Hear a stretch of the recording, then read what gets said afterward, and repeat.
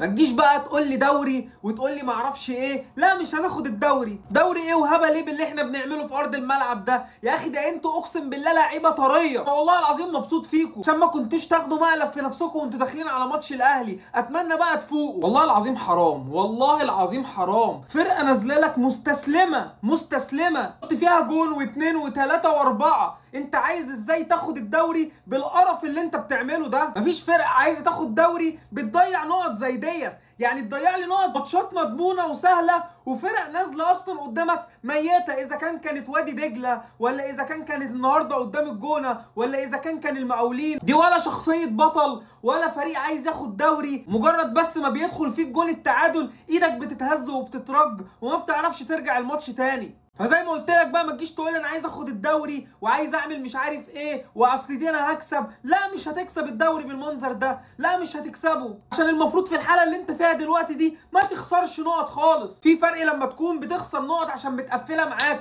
مش في مستواك، ولكن لما تبقى بتقدم اداء كويس في ارض الملعب وعامل شوط اول كويس وفي الاخر برضه تتعادل او تخسر، يبقى المشكله فيك انت. يبقى ما تجيش تقول لي دوري ولا قرف. والمفروض ان انت داخل على ماتش الاهلي، الماتش الجاي كنت محتاج تخش الماتش وانت في الطب وعندك ثقه، مش تسيب لي نقطتين كده مالهمش اي 30 لازمه وعاملين نخسر نقط في الدوري مالهاش اي لازمه. لا يبقى حرام عليكم بجد. بقى كنت لعيبه ولا مدرب ولا اي حاجه، خلاص جبت جون وعايز تحافظ عليه، طب قفل الملعب. سايب الملعب بتاعك مفتوح ليه؟ انت سايب لي الملعب مفتوح ولا بتأمن بجون ولا عايز تقفل وتدافع. والله العظيم بنضيع دوري. لو كان عندنا بس حميه كان زمان خلصنا الدوري والله العظيم بالماتشات اللي ضيعنا نقاطها ديت.